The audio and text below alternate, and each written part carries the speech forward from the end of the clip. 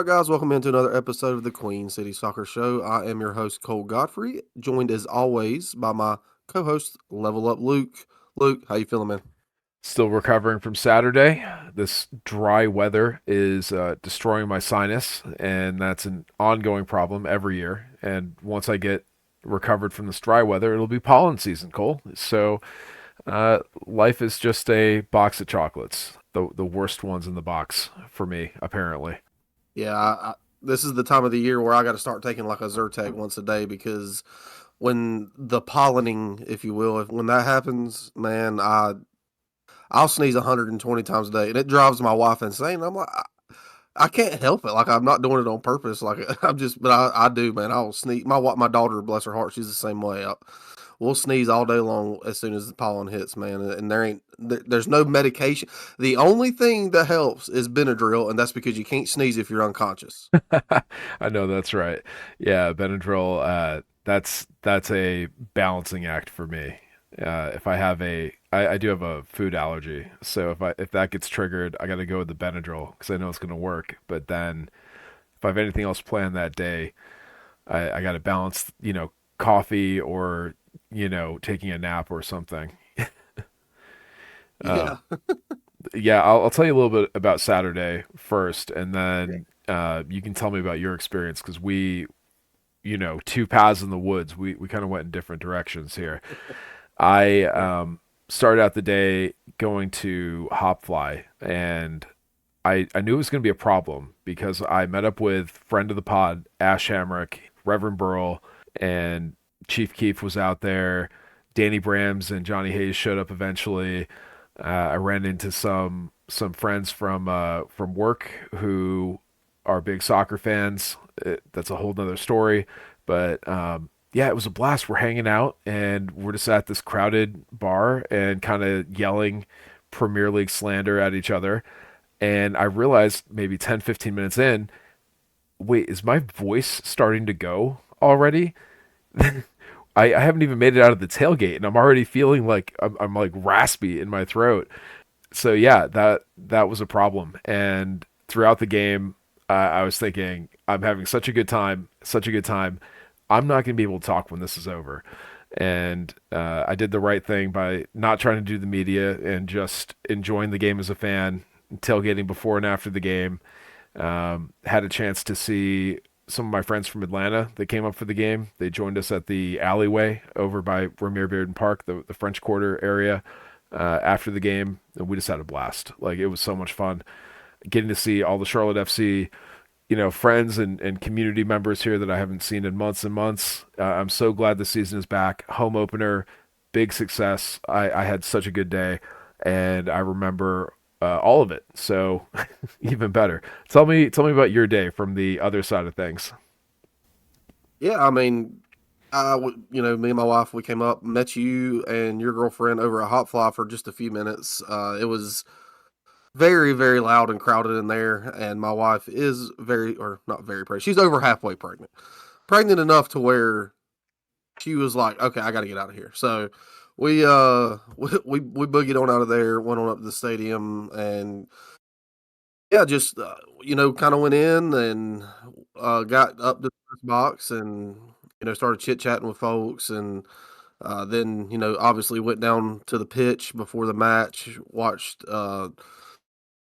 some warm ups with Zaha, obviously, it being his debut, and getting to be down on the pitch with and watch him warm up, and not only him and our guys, but getting to watch Latte Lot and Miguel Almiron warm up, and being that close and watching them off the ball and on the it's really really cool.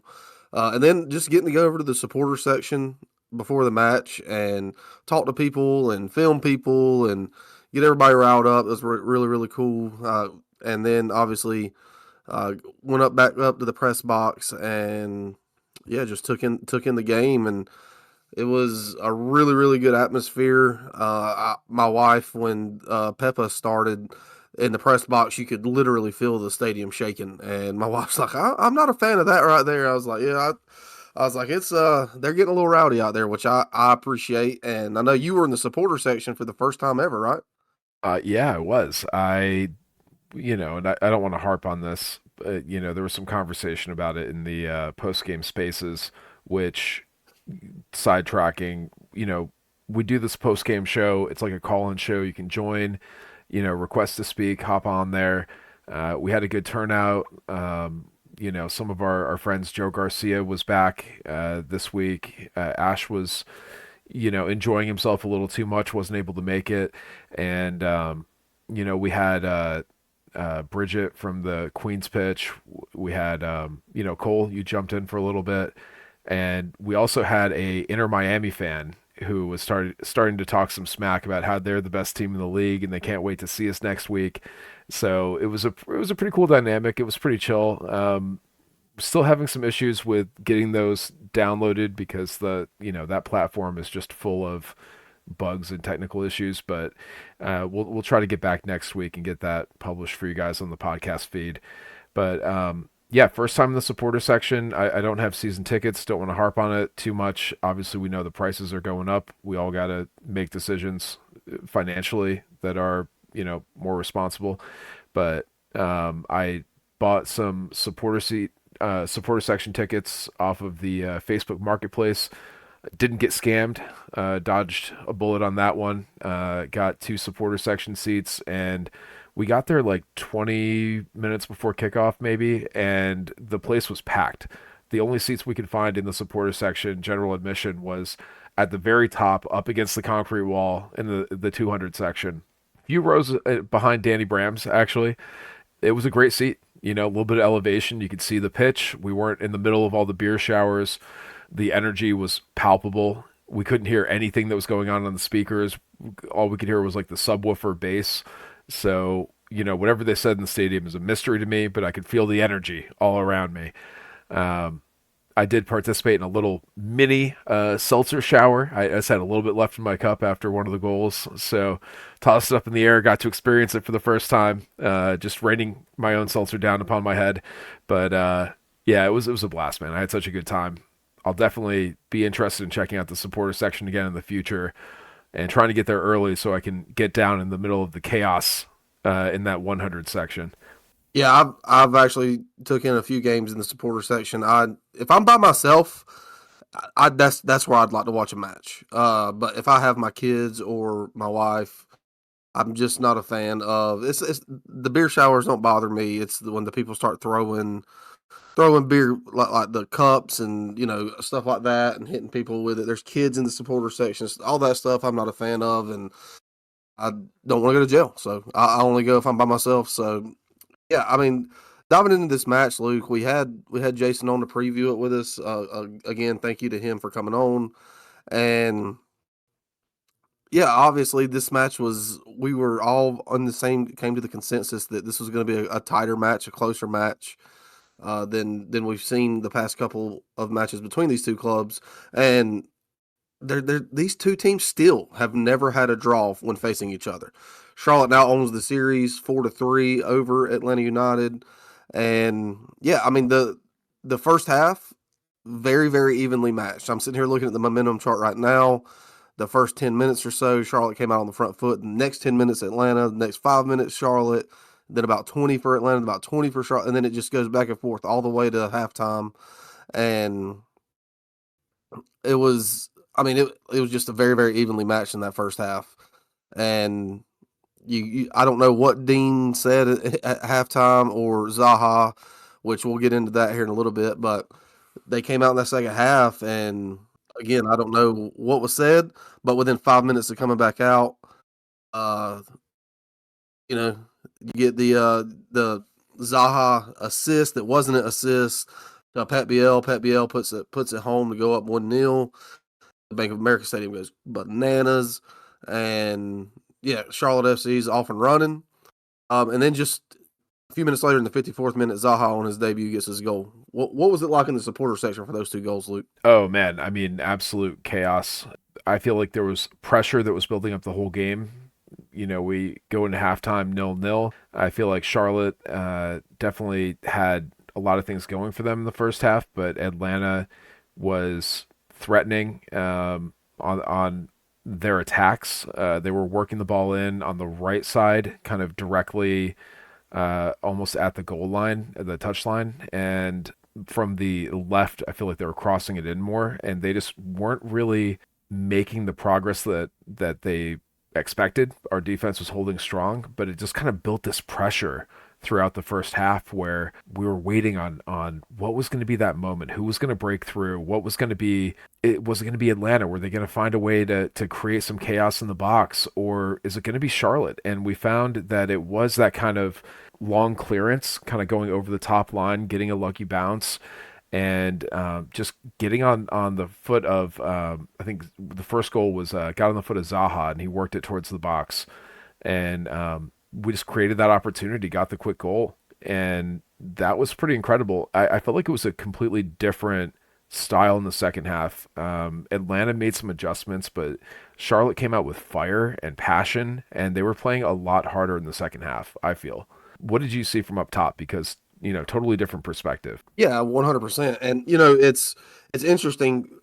This is what we've talked about with Zaha, and he mentioned it. Oh, when I say how the goal is constructive criticism, but shouting it. All right, cool. Constructive criticism, but shouting it. Can you give the listeners a little bit of context as to what he's referring? All right, heads up, you guys. The audio gets a little bit janky here, so just bear with us. It'll even out in a minute.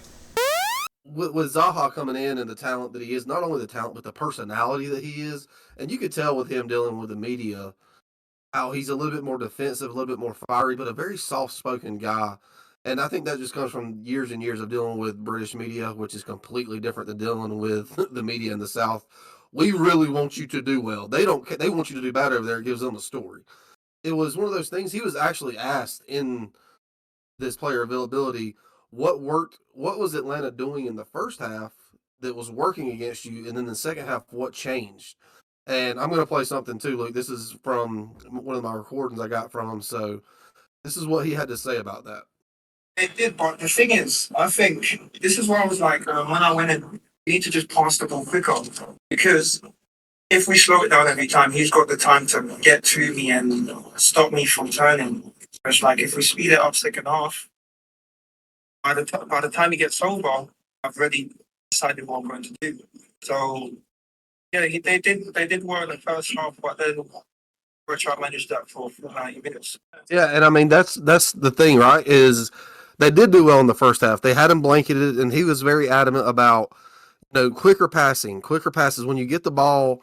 Don't stand on the ball for a few seconds and try to look at know where you're going with the ball. He emphasized that a lot, and I think that specifically showed in the second half.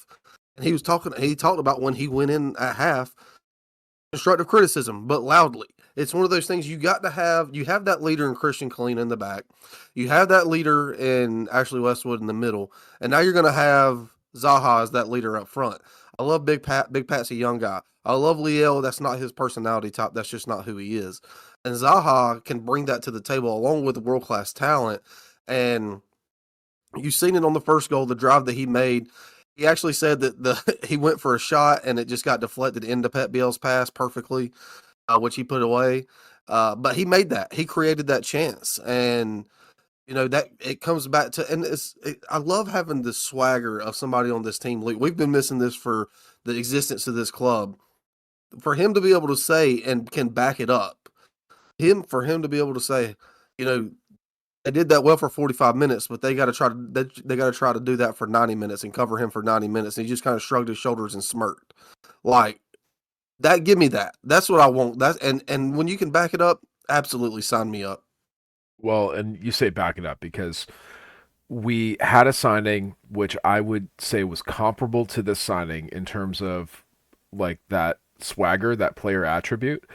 And I think you know exactly who I'm referring to. I think everybody listening at home knows who I'm referring to. It was Enzo Capetti. And he comes in here acting like he is God's gift to soccer. He has a foot touched by God, and he can just finish anything.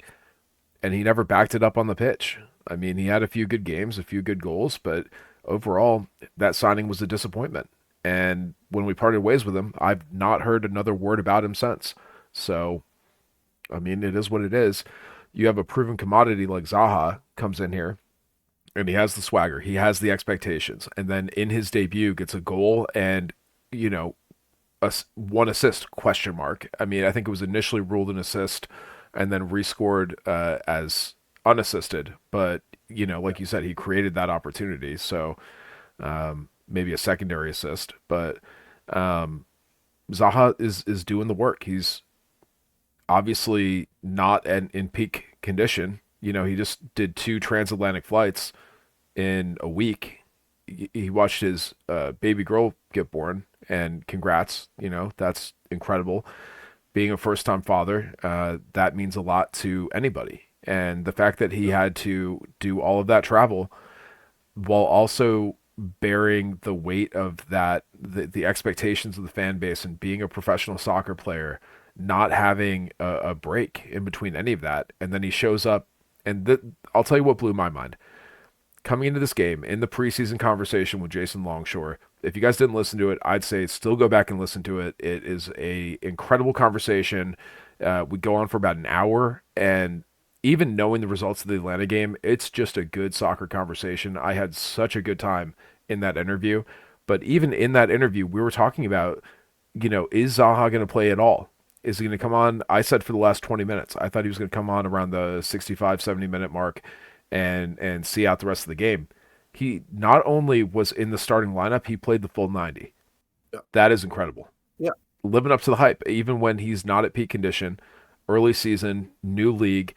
We're talking about his quotes in the press conference. He did mention, and I want to give proper attribution here to one of our listeners, Billy from Twitter, said, you know, make sure you guys mention Zaha talked about MLS and how it's a more physical, more energetic league, that it's more challenging than he expected. He still came out and played. And early season MLS is going to be sloppy. It's going to be, you know, new teams working out the chemistry, players shaking the cobwebs off. But Zaha came out and he performed, and he had that passion that we talk about. You know, that the way that Enzo Copetti would kind of sulk when he's not getting the ball. Zaha didn't sulk, man. He came in at halftime and lit up the team. You know, he had a go at him. And by have a go, he means constructive criticism, but yelling. That is like an all-time quote for me. That's up there with Scotty Arfield getting out the guitar in preseason and playing some Bob Marley. That's instantly on my Charlotte FC like quote Hall of Fame. I love that. The thing is he means it, man. Like this guy, it's like Michael Jordan. If you ever watched the Michael Jordan documentary, or Kobe Bryant, the Mamba mentality, and I've told this to my son 1,000 times. Like if my son's playing basketball, soccer, whatever it may be, and after a game, if they lose, my man is beside himself. He is crying. You can't talk to him for like 2 or 3 hours. He is upset, and I tell him the same thing. You have to hate losing more than you love winning. And Zaha gets that. This guy, he wants to win, but he hates losing. And he has made that very adamant. And, you know, that kind of mentality rubbing off on this team, a team that's already built very good, a team that's already predicted to finish in the top 5 by the vast majority of people in the East.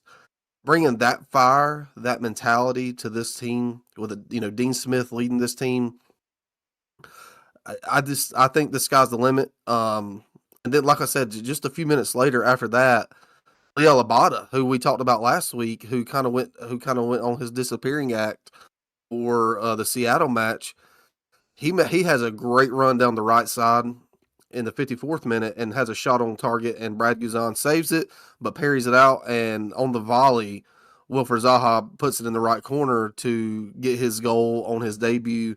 But at the same time, yes, it was a great goal. Not really cleanly struck, but just perfectly placed, honestly. But at the same time, I just want to shout out Leo Labata, man.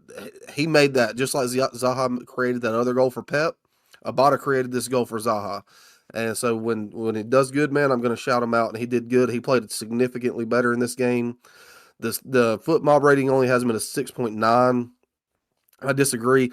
The foot mob rating actually has Zaha. Dude, guess. I just want you to guess what they have Zaha at as a foot mob rating on here.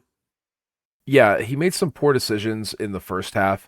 It looked like he wasn't quite used to the style of play or the way the Atlanta defense was going to be moving around him. He tried to, from what I could tell, maybe predict a few openings and spots that were never there, and he just kind of passed directly into coverage a few times. But I would say overall, I'd probably give him like an 8.4. You talking about Zaha, right? Yeah, Zaha. Yeah, the Foot Mob gave him a 7.3, That's which is just that's bizarre. I, I, Well, I I mean, so that assist got if that assist got marked out and he's on one goal, I still think 7.6 is too low.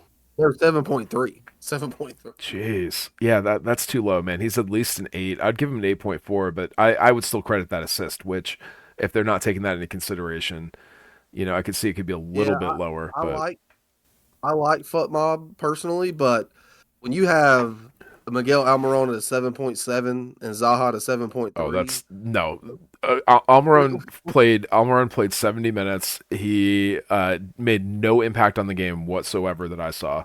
And yeah, to be fair, guys, we're recording this on Monday night. I haven't had a chance to watch the game yet on broadcast.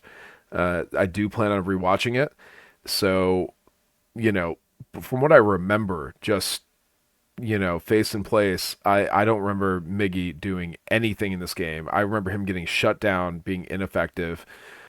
Man, I don't know about that rating. Let yeah, I me. don't know about. I mean, Miguel did have a couple of shots on target that were very low XG, very low percentage shots. A couple of them were point blank, but I mean, it was Kalina had it covered all the way. There was no way he was going to score the goals. But other than that, I'm with you. But one thing I do want to touch on, Luke, in this match specifically is this back line and how well they played compared to the Seattle match. And shutting down, dude, getting the clean sheet against this attack is no small feat. And to be able to come out of it with a clean sheet, yes, it was great for Zaha. It was great for his club. But I don't want to let this back line go unnoticed. We know what they did last season. We know Kalina had the 12 clean sheets last season. This is clean sheet number 1 in game 2. And this back line, man, what can you say? They played what Brent Bronico in that CDM role played phenomenally. Ashley Westwood was doing Ashley Westwood things. Yeah, that was Jason Longshore's key to the game was, both on our show and I went back and listened to his pregame on Atlanta radio. He just couldn't stop singing the praises of Ashley Westwood in the middle, being that connective tissue. Yeah, yeah, and I mean, he said on our show, if Atlanta if Atlanta were to be successful, they were going to have to hit some through balls and get behind this back line with Latte Lot and Almiron, and it happened a couple of times, man. But if you do that once or twice a game, you still got to deal with the reigning MLS goalkeeper of the year in Christian Kalina, and it just proved again, man, that this defense under Dean Smith is going to be expected this defense to take it back, and they still may. This is the second game of the season. I'm not saying this is going to be the best defense in the league. All I'm saying is this is good sign for the games to come. The only thing that still worries me is Tim Ream, if he's facing a very pacey right winger, which Miguel Almiron is, but Miguel Almiron likes to get central. And again, Jason brought that up on our show. And then if you watch the game, anytime he got the ball, he cut in on that left foot. He'd cut in on that left foot. Yep. So Ream would have backup in Privet and Westwood. So he didn't have to deal with it. So for example, if we go down to Atlanta or go down to Miami or any of these guys that have a really pacey right winger, I'm very intrigued to see how Tim does with that, because that I'm telling you, that Seattle game had me worried. So we'll see. We'll see. We'll see. Right now, I'm going to give props because a clean sheet, another bottle of wine to this back line. You can't complain about it. Just on that note, I'll say my analysis of the Seattle game was that it was a tactical mismatch, and Dean was the one who was getting burned on that left side where Ream's at. Because we just didn't match up well against their very strong wing play that Ream was not able to keep up with that pace, and we weren't making the adjustments to give him reinforcements on that side, which he desperately needed. Because Seattle, if you pull somebody out of the mid, then you got Jordan Morris crashing you in the box, and so you can't really do that. But I mean, I would have liked to have seen, somebody like a Brant Bronico coming over to reinforce over on the left side with Ream. And in this game, Atlanta, like Longshore said, did tend to play more centrally, and the way they were trying to work the ball into the box was rendered completely inert and ineffective because, our back line, it was, Adilson Malanda and Andy Privet had amazing games, and Ream completely held his own because he wasn't getting overloaded on that left side and spun around in circles. So if you want to talk about a way to beat Charlotte, I said it was to deny service to Ajman. Ajman's the lowest rated player on the field on SofaScore. I'm sure on FootMob as well, but he wasn't really getting great looks at the ball that I saw. I do want to touch back on Zaha real quick, and we can talk about the outcomes, because all it takes is a moment, and capitalizing on that moment for a attacking player to have a great game. I will say his passing was good. He had 90% accurate passes, but I look at his transition play, I guess you could say, ground duels 20, ground duels 1 out of that 24. So he's sitting at a very, very low percentage. What is that, like 20%? He won no aerial duels out of 1 attempt, and lost possession 13 times. And I will say, Luke, I want to say, though, to just to play devil's advocate and defend him a little bit, the vast majority of that was coming in that first half when he was doubled up. Yep. And so I just want to throw that caveat out there. That second half was a significantly cleaner half than the first for Zaha. Sure, but the SofaScore rating 6.6 for Zaha, even lower than the FootMob rating. Crazy, dude. Fouls 4 was fouled 2. I think as he establishes his reputation in this league and gets up to form, he's going to be fouled a lot more than he's committing. This game, I could tell he was frustrated. One of the key moments in the game for me, just from where I could see, it was right on my side. I had a great visual of it. He was going up against an Atlanta player. I want to say it was maybe Edwards, who had a decent game, but Zaha just shoves this Atlanta player out the touchline to the ground, and then follows him up and pushes him again further back, and is just chatting mad shit at him in his face. And it's kind of like a little bit of a skirmish. The Atlanta defense comes running over. Guzan's over there. The referee's in there trying to break things up. The Charlotte players are all 30 yards away, and none of them are moving to try to help out Zaha, who's in this little kerfuffle. The only player who even came in for a brief moment was Pep Biel. Everybody else was back in our half of the field, starting to reset.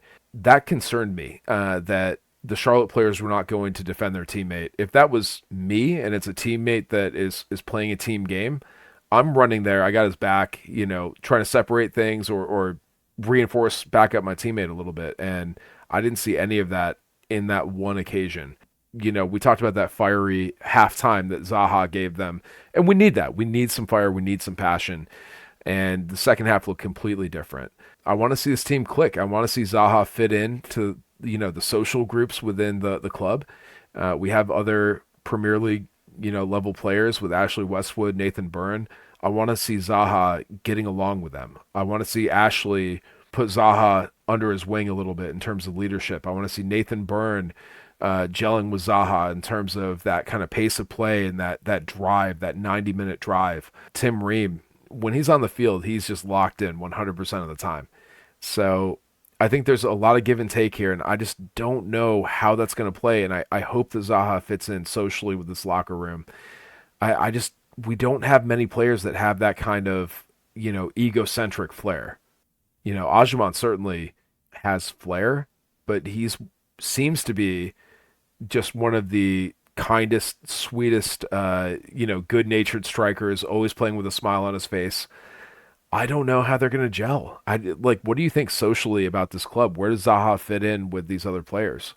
Well, I want to say, I know the skirmish you're talking about, and there's actually a really good video of, I don't know who got it on Twitter, but I seen it, and it's a great video, and you can hear, essentially, you just hear Zaha saying, "Get off me, man," and turn around and walking away after the guy kind of bucks up to him a little bit. I want to say it was asked to Dean in his post game press conference was, "Hey, do you feel there was a question of Zaha coming in and being a team player? You wanted to see him come in and be a team player. You've made it known. How did you think that went today?" He said, "Man, I thought he did. I thought he was a really good team player." He said he tracked back. He said, "And what I mean by team player is helping out his team is defensively." He said, "I thought he did really good tracking back and defending. I thought he did really good tracking back off the ball defending." And so he said, I'm impressed. He said, obviously it's the first game, but he said, I was impressed. He also touched on that first half where, it was kind of brought into question, that Charlotte didn't look good in that first half. And Dean Smith disagreed. He said that, it was just a very evenly matched first half where Atlanta dominated the ball for a little bit. Then Charlotte would get their stretch. And he said he wasn't overly concerned or thought it was a poor first half, and by no means. It was also asked to him if this front four attack could get better, and he said, they're not even close to being what they can be." He said that. I mean, he reiterated that they're not even close to where they need to be. So, with that being said, I think that I agree with you. You got the fieriness of Zaha.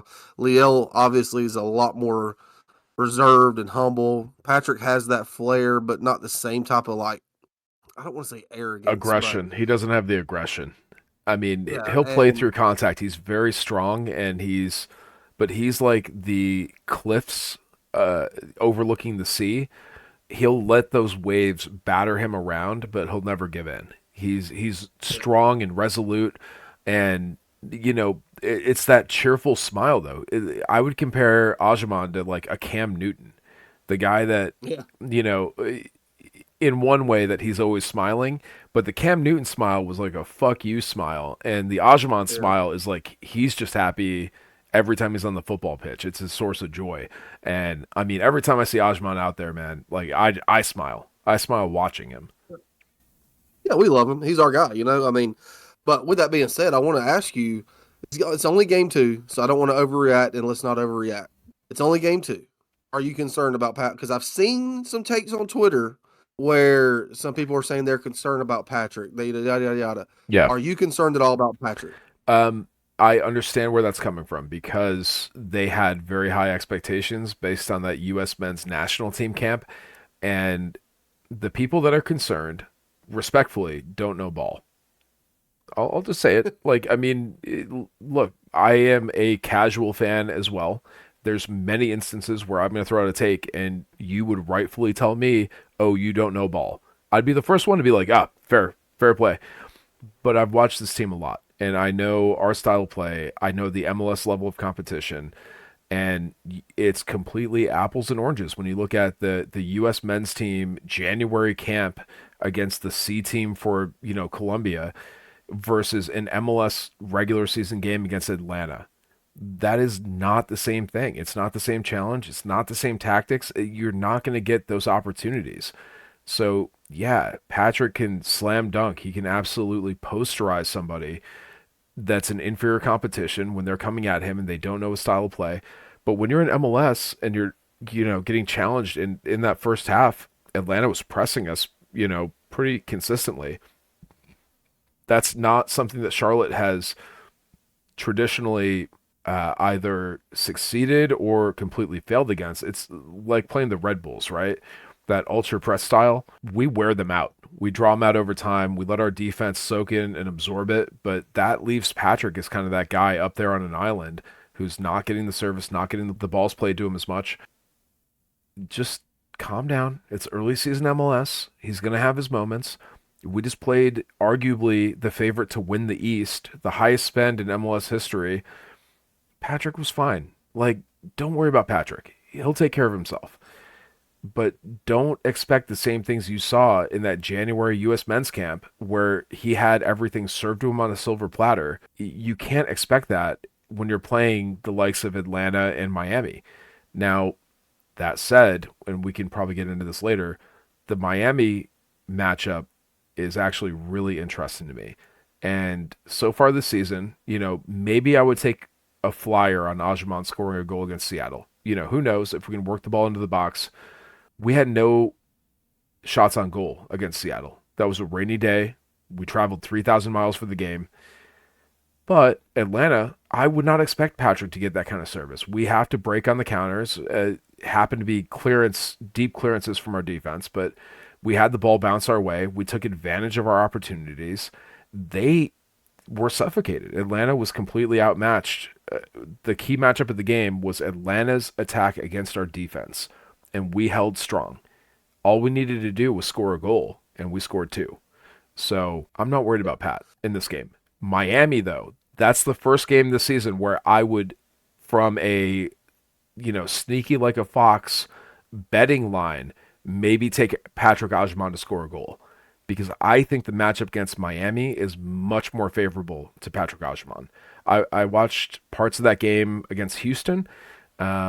Miami, I believe it's one of their defenders who got a red card after the game was over for choking an opponent after the game ended in a 4-1 win for Miami. He put his hands on the throat of a Houston player and got a red card. Miami is very hot-headed. They are very indisciplined, and Patrick can feast on those little boys in Miami.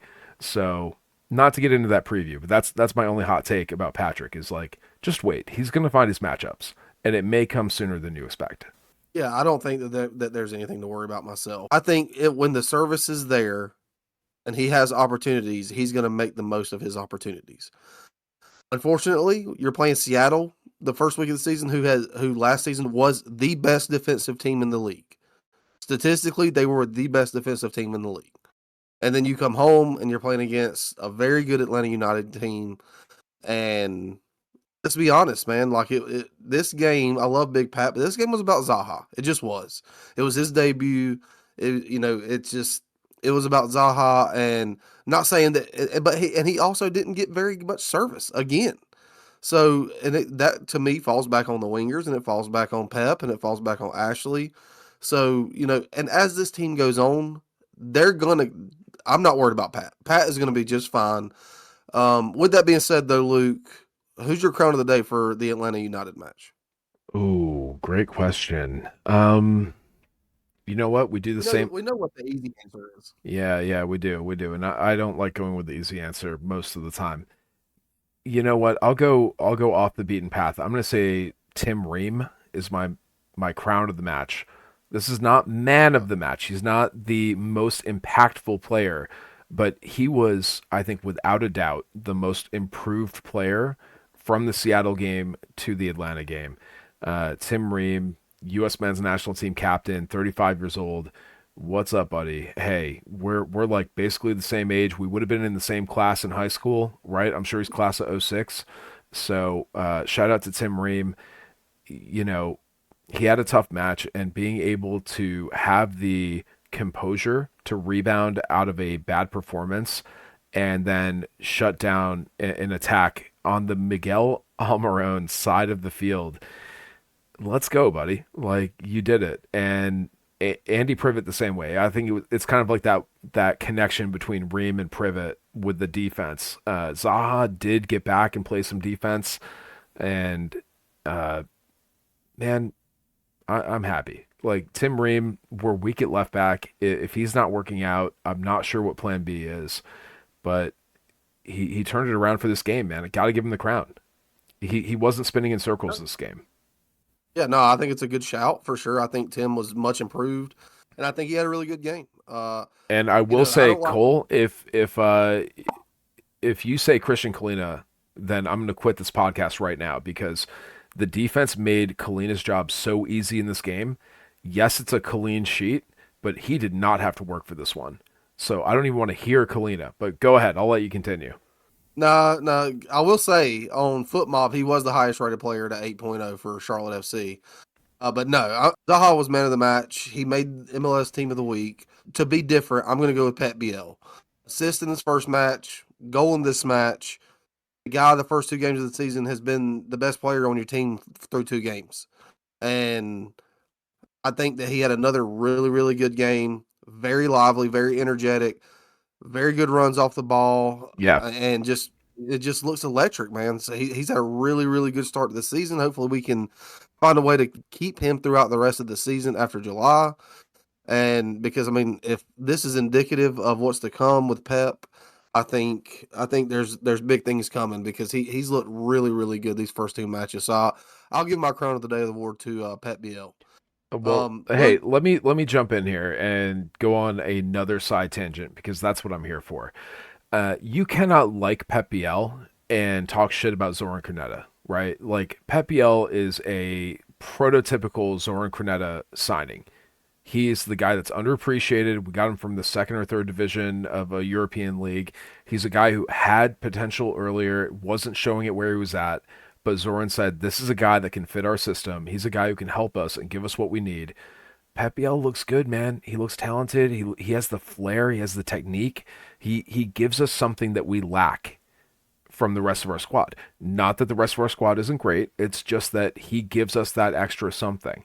And that's a Zoran Krneta signing, man. He's that agent, sly like a fox. You saw him on the Onsides broadcast on Apple TV where he's Mr. Suave. Like, you need to redo the motion capture and the casting for EAFC or whatever they're calling FIFA now.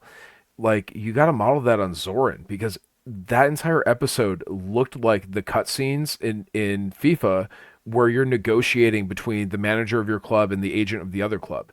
Like it was like picture perfect. He's flying to London. He's meeting these guys, having tea, going out to dinner, chatting them up. He's always on his cell phone. Like that's a Pep Biel signing. We lost out on the A-list guy, the big name, AAA signing, and he goes with Plan B or Plan C, which is the guy that fits our system, is underrated, is not going to break the bank. We have him. He's not even on a DP contract, and he can make an impact in a game like this against Atlanta, one of our arguably our biggest rival, and arguably the best team in the East.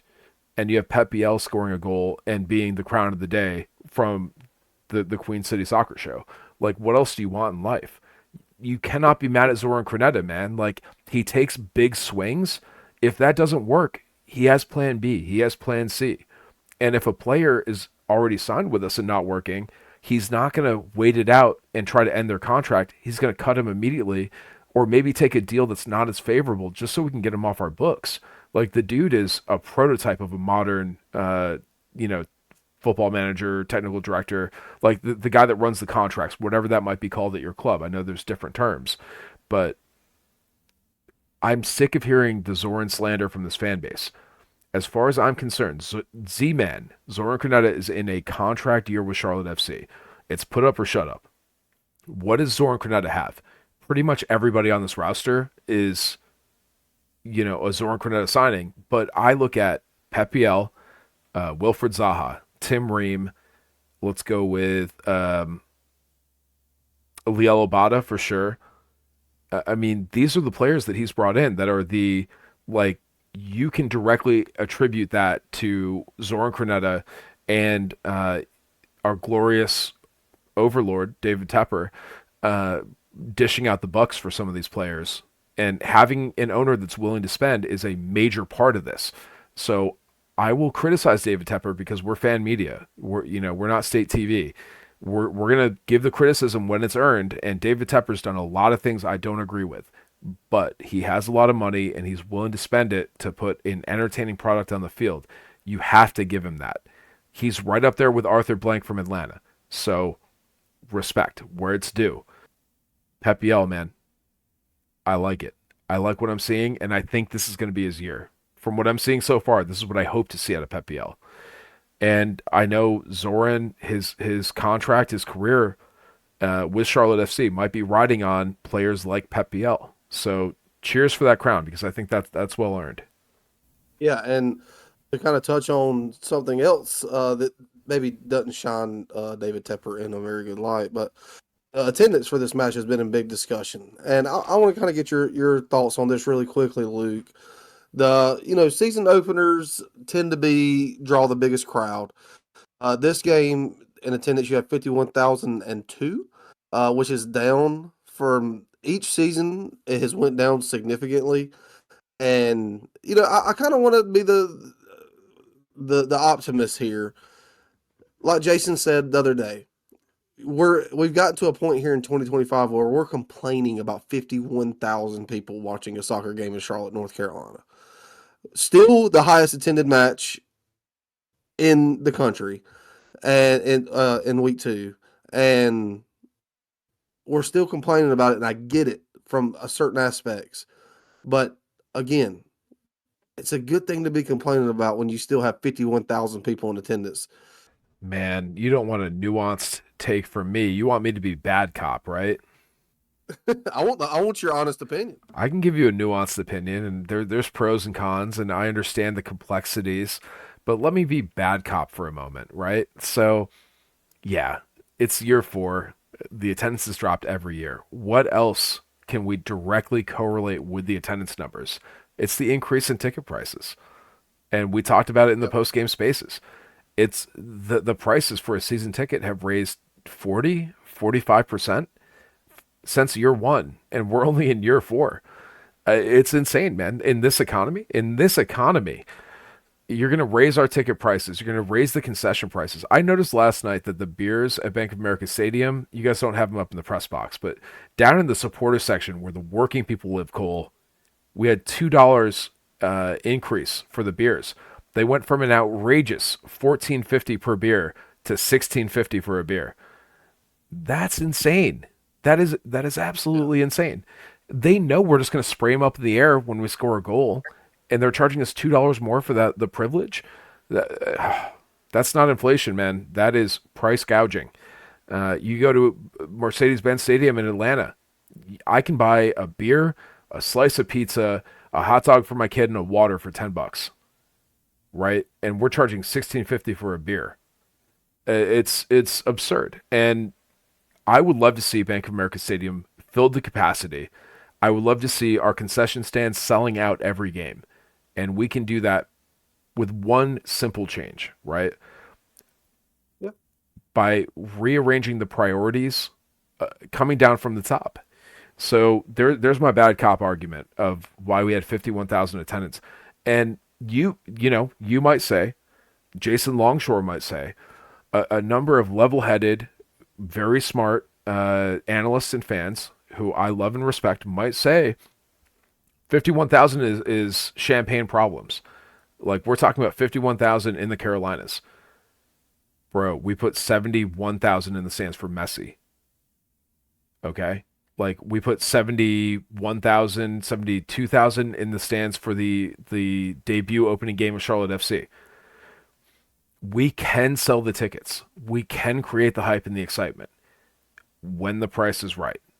And we have Wilfred Zaha Dude with Charlotte FC right now. Shout out Tom Bogart, by the way. We haven't talked about it. Tommy Scoops was in the house. He got to meet the love of his life, Sir Minty. Talk about that, like, Seth Meyers, Stefan type relationship. That's Tom Bogart and Sir Minty.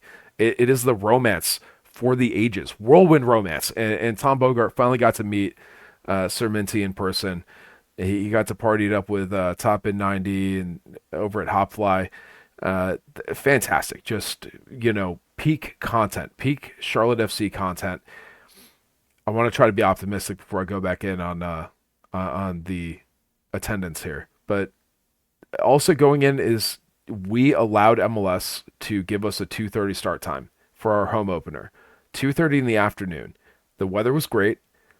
And I said going into the game, it was going to be a problem. When I got out of the game, I was like, oh, thank God. It was a nice day out. The weather was great. It was so comfortable. I had such a good time. Everything was bright and sunny. I could see the game. And then I got home. And I laid down in bed. It's dark out. And I just think, oh, man, I'm exhausted. Guess it's time for bed. I look over at my clock and it's 9 p.m. And that sucked. That's not my bedtime, ladies and gentlemen. Like it completely ruined the entire flow of my day. It became my entire day, and with a 2:30 start time, that should have been a fraction of my day. But yeah, a 7:30 game, I would have just passed out at midnight, 1 a.m. and been completely happy. But I got to look at the clock and see that 9 p.m. and then like drudge myself back off the ground and try to find something else to do for a few hours before I go to sleep. So that 2:30 start time did not work for me personally as a fan who was enjoying the indulgences of the day, but that played into people not coming. I heard dozens, if not hundreds of people tell, social media and shout into the void, what do I do? My kid has a soccer game. I can't go to the Charlotte FC game. I got to watch my kid play. I mean, you scheduled our home opener for 2:30. It's the game of the week. It's on national television, and you put it at 2:30 in the afternoon against our biggest rival. Opening day, March 1st. Like, what are we doing here? So bad cop is like, it was poorly planned and executed. I understand that MLS needs storylines, especially for these early weeks. This could be a top matchup in the East. Charlotte FC predicted to finish in the top four. Atlanta predicted to finish in the top four, and we're scheduling this for week 2. Like, what are we doing here, MLS? And our front office doesn't have the authority to set the schedule. But if you see this matchup here, you gotta call foul on it and try to fight it and get it rescheduled to later in the season. We play Atlanta for the second time in July, so we're playing them basically twice in the first half of the season, and this is our main rival. You look at college football, when do the biggest rivalries get played? It's the last week of the season. Like, why are we not playing Atlanta on decision day? Give me some excitement. Give me a storyline. There is virtually zero storyline here besides Zaha and Almiron signings, and we don't even know what we're getting out of them yet.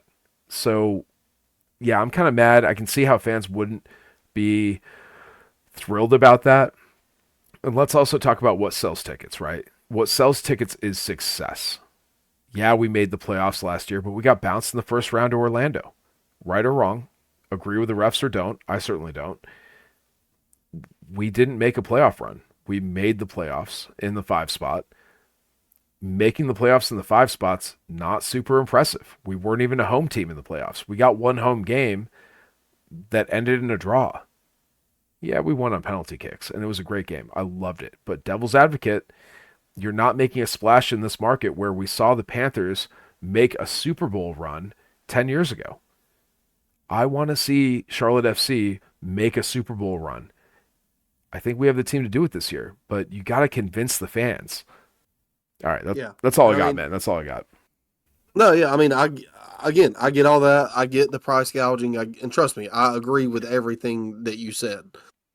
I just try to be, just try to look at the bright side. Hey. But no, I mean, I do agree with. I mean, it's a fact. It's just a fact. When you see the attendance numbers dwindling year after year after year after year, and the product on the field arguably going up and up and up and up, and you would think there's something not correlating here. Yeah. But with that being said, look, I want to touch on this. USL season is about to get underway. Let's go. This weekend.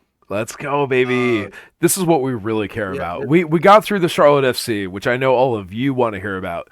So now you got to hear what we care about, and that is Division III soccer in the Carolinas. Let's go, baby. Yeah, so this is about to kick off. Friday is the official start for USL League One, which will see South Georgia Tormenta face the Richmond Kickers. And then Saturday at 4 p.m., the Greenville Triumph get underway at home against the new side, I guess, Westchester Soccer Club at 4 o'clock at Paladin Stadium. And then Wednesday, the Triumph at home again against Union Omaha. And then the Saturday, March 15th, the Charlotte Independents kick off their season at American Legion Memorial Stadium at 7 p.m. against the Richmond Kickers. So not just FC content. We're going to have some USL stuff coming up here very, very soon. Luke, I know you love USL. I know you're the Independence guy. How you feeling, man? Y'all are 2 weeks away. The Triumph are 1 week away. You getting ramped up? I'll tell you what, Cole. Do we have a squad? No. Do we have star players? No. Do we have hope for this season? No. But do we have a beautiful stadium with cheap tickets? Absolutely. I cannot wait to get back out to American Legion Memorial Stadium and enjoy a beautiful day on March 15th as I jinx it, 2 weeks ahead of time. It's going to be great. Clay Dimmick is back, the captain, coming back last year from that broken neck. He had a novel new surgery to correct. First professional athlete to ever come back from a break of that type. And that's my boy, dude. Clay Dimmick. He's Brant Bronico's boy. If he's good enough for Level Up Luke and Brant Bronico, he's good enough for Charlotte. I will tell you that. You will have a blast, man. Clay Dimmick's out there. We're going to keep on fighting. That being said, we let go most of our roster. We did not retain them.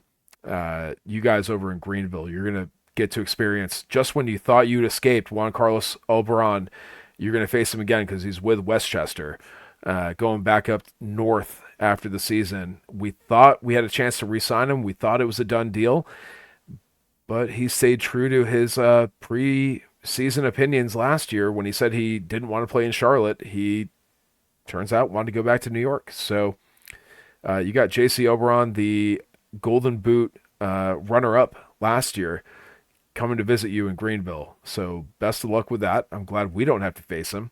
Although we will have to face Austin Pack, our USL 1 goalkeeper of the year 2023, went to South Georgia Tormenta in the offseason. Our, I guess, hated rivals, maybe?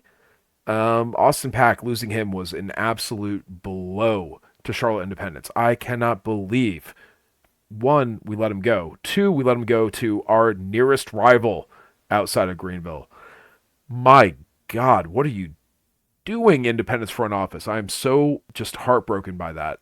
Austin Pack was great, but it seems like there, from what I'm hearing, was some friction with the front office, and he did not want to return. The fact that he chose to go to South Georgia instead of making a case for a USL Championship side. And reminder, USL Championship is Division 2 in the United States. Austin Pack has the talent to be an MLS keeper. I don't understand why he's still in USL 1, let alone going to quote-unquote South Georgia, like that's even a place. It's not. Cole, if you can't tell, I'm in fits over here. I'm broken up about this. Austin Pack was my hero, and I get to see my hero walk away. Yeah, who do we have coming in? We got a new signing up at the top line. He's been a journeyman, bounced around from a few teams. I haven't seen anything in his profile that really stands out. I would love to meet him and hear more about his story. I'm sure there's something exciting and engaging there. He scored yesterday against Crown Legacy in a closed-door friendly. Editor's note, Nymphema Birchmas has broken his foot and will be out for 6 weeks following this friendly game for Crown Legacy. That being said, yeah, I think Charlotte Independence will be lucky to avoid relegation this season.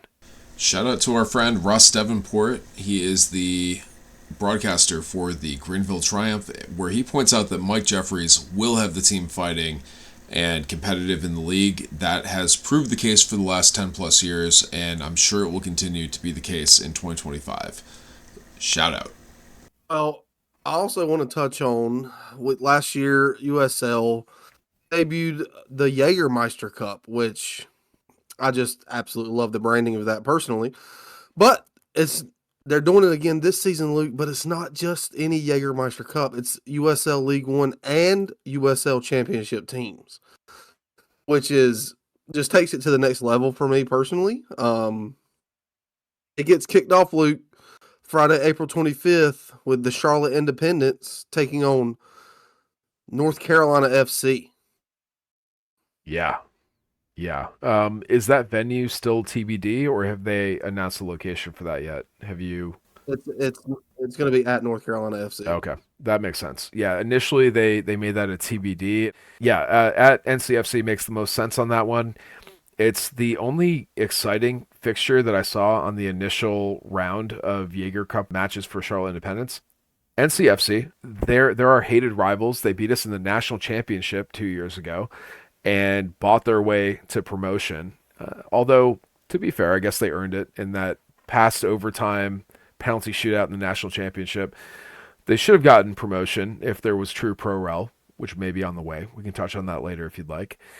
But yeah, they're up in championship now. We don't play them every year. It's good to see them in a cup fixture. If I had the time and effort as the editor of this podcast, I very likely could pull out from last year's USL press conference when the Jaeger Cup was introduced. I asked the president of USL if they would be opening it up to championship and USL 2 sides. And he gave a very promising answer and implied that was the plan. And we see the plan coming together this year. You know what else I've asked him about his plans? Pro rel. And he said that has been a topic of conversation for years. It is a high priority item, and they are actively working to do everything they can to make that happen. Now, you know, as a soccer guy, and I know as an amateur soccer guy, in order to have pro rel, you need to have a top flight system. You need to have a first division. And USL currently does not have a first division league within the US soccer structure. Now, MLS is a first division. And do you think MLS would play nice with anybody outside of the MLS ecosystem? Yeah, absolutely not. Unless their name's Liga MX, they won't. They want to control everything. They want to control CONCACAF in the form of their media rights. They want to control Liga MX in terms of the Leagues Cup and mandating that all games are played at home in the United States, in parentheses, and Canada. But if you're outside of that ecosystem, you're out of luck. So USL has to, in order to get pro rel, meaningful pro rel, they have to establish a top flight in the United States. And Cole, you'll never guess what happened. Tell me. Just here a few weeks ago, USL announced that launching in 2026 will be a USL Top Flight Division 1 league. Not to be confused with the USL Championship, which is a Division 2 league. This is a new league added on top of that league, which may include some teams from the championship as well as new expansion franchises. Now, you look at that US soccer requirements for a Division 1 league, and you look at market population, you look at stadium attendance, you look at the mandated requirements for broadcast. USL can do this. There are so many markets that either they have existing franchises in or have not been capitalized on by MLS. I think this USL Division 1 league could be successful. Let's modulate expectations, though. It's not going to be a direct competitor to MLS. MLS right now, those franchises are going for $500 million at minimum. The price is going up. The deal with Apple TV is massive. When you look at a USL top flight structure, it's going to be something more like MLS was 20, 25 years ago. It's still going to be a top flight league, but the scale is going to be much lower than MLS. What it will allow is a much closer comparison to the USL Championship and a direct path to pro rel. And I've heard the president of USL since then say, this is the plan. We are intending to do promotion relegation. So what I take that to mean is that it will be part of the broadcast deal. Most likely, I would guess, with CBS and the Paramount ecosystem, because they've committed a lot to USL and to US soccer in the past, and their coverage is fantastic. I would love to see USL get a permanent home on that Paramount ecosystem, because can you imagine, Cole, the CBS Golazo network with the promotion and relegation playoff structure, advertising those games, getting that high level of commentary, and all of us tuning in like we do for the Open Cup. When we watched Lexington out of Kentucky play against Vermont Green, a USL 2 side, one of the most exciting games last year in all of US soccer.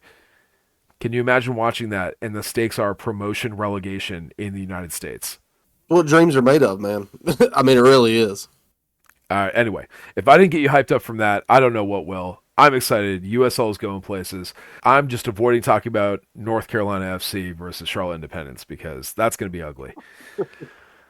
Yeah, and I mean, again, that's just round one. So, and I really do like the addition of the championship teams in this. I think that's awesome.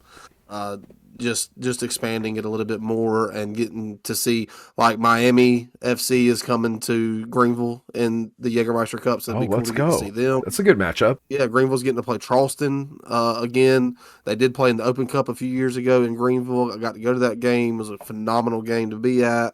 They're going to be playing Charleston down in Charleston at Patriots Point, which I've been Ooh, to matches down there with my wife. There is very few venues that I've been to, Luke, that I like more than I like Patriots Point down in Charleston. preach. It's right on the water. It's a beautiful stadium. Big. I mean, it's a pretty big stadium, definitely for a USL side.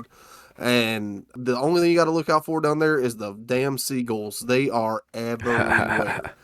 We were watching them. We were watching them a couple years ago down there, and there was seagulls all over the pitch. The players are having to run around them and stuff, which is just peak CONCACAF nonsense. And I'm all for it. Yeah, I can't wait. I'm going to do my best to try to go down there and see that one. I would love to get on there and watch that. I do want to touch on one thing. The CONCACAF Champions Cup, we did tell the people that we would be covering this for them, and we are true to our word. The round one is done. We now are starting tomorrow of recording this. We're recording this on Monday night. Tuesday starts the round of 16 in the CONCACAF Champions Cup. Let me ask Um, you, Cole, would you consider LAFC Columbus Crew to be like the Lakers Celtics of the 80s? It's that kind of like coastal matchup for the MLS. yeah, I mean, it's interesting. I mean that both have been at the top of their respective conferences for the past 5 years. So I mean, it's a good shout. Definitely the past 2 or 3 years, how many times they've played in different competitions and how kind of how the matches have been very hotly contested, if you will. So I mean, I could see that. I don't think that's a bad shout at all. I would say that, and I would the thing that reminds me the most of it though would right now would probably be, or not right now, but in the past with MLS is the Revolution and the Galaxy from back in the day. But yeah, I think LAFC Columbus, man, they do not like each other. And if you watch that onside documentary, they talk about it. I think it's episode 2, I believe it is, and they talk about it, and it's again that'll be a fun one to watch for sure. I'll tell you what, man, with the amount that we talk about this stupid show, I have to just give the disclaimer. Onsides on Apple TV, not a sponsor, but they could be. Like, feel free to give us the money and we'll keep plugging you. Apparently, we're doing it anyway. Yeah, I mean I'm not going to take anything away from it. It's phenomenal. It is a really really really good show. I can't recommend it enough if you're a soccer fan. It's so good. A very good behind the scenes look at MLS. And I'm only on episode 3, so I hadn't even seen. Jeez. The only thing I've seen of Charlotte is the Atlanta United stuff. Oh my God, dude. Well, I mean, I watched the whole thing in one sitting. Started watching it with my kid, and as they start dropping the F bombs, my kid every time is like, "Daddy, they said a bad word." I had to be like, "All right, yes, they said a bad word. Let's have the conversation now." Sometimes adults say bad words, especially in sports, and we just have to ignore it. And you can't say that at Yep. school. And when you get In one older, ear, out the other. yeah, and when you get older, maybe you can use those words, but they're still bad words and you shouldn't use them. And he's like, when I get older, like I'm 10, and I'm like, sure, when you're 10, you can say the F word. That's fine. Yeah, until it becomes 10, Coaching and then moment. you're Yeah, like, I know, right? I'm punting this decision down the road. Um, Editor's note: his mom said that he dropped a swear word in the car on the way home from school, and I was like, oh no, I guess it was bound to happen at some point. And she said, well, at least he used it correctly in the sentence. I was kind of impressed. So, yeah, mega dad points for me. Thanks, MLS. Appreciate it. but yeah, the Kevin Sullivan episode, the Philadelphia Union, I think that's episode 3. Fantastic. It just hit all the like hard knocks spots in my like or like college game day doing their features on individual players. Like that episode as a dad, I'm watching it and I feel like I used to watch these things as like the kid or the athlete, and now I'm watching it and I'm just kind of relating to the dad's point of view and like watching his kids go out there, the parents. Oh my God, like it's so well made and it just pulls the heartstrings. Of course, once again, shout out our friend Jose from the Philadelphia Union. Gets a little cameo in that episode at one of the press conferences. So that was pretty cool. Man, good show. Yeah, that's all. Yeah, I can't recommend it enough. Luke, we're running on a while here. You got anything left, man? I'm just vibing, man. I'm having a good time over here. I'm sure the listeners can tell. I'm having a good time. You tell me. You want to keep going? I can keep going another 2 hours here. What do you want to do? I Hey, am. shout out to Crown Legacy while we're at it. Another Division 3 squad out of the MLS Next Pro League. Crown Legacy is kicking off on March 7th against NYCFC 2. Your Crown Legacy, the Charlotte Reserve team, they are the Medellin Cup winners. They were celebrated. I'm sure I mispronounced that. It's not Colombia. It was off in Europe somewhere. But yeah, they were celebrated in the Atlanta game at I want to say halftime for winning that. It's the first cup that we've won as a franchise coming from Crown Legacy, adding to the first ever award, individual player award we got, which was Goalie Wars with Isaac Walker. And yeah, Crown Legacy returns to action on March 3rd. So check it out. It's at the Sportsplex at Matthews, and tickets are cheap. You can meet the players after the game. It's a great time, good for the family. Highly recommend. Yeah, absolutely. Can't recommend that enough as well. All right, back to ending the episode. I turn it back over to you. No, you're good. Yeah, so guys, our plan is to have another preview episode later this week, dropping. Looking forward to the Inter Miami match with Charlotte FC this Saturday down in Fort Lauderdale, Florida, where they will take on Inter Messi.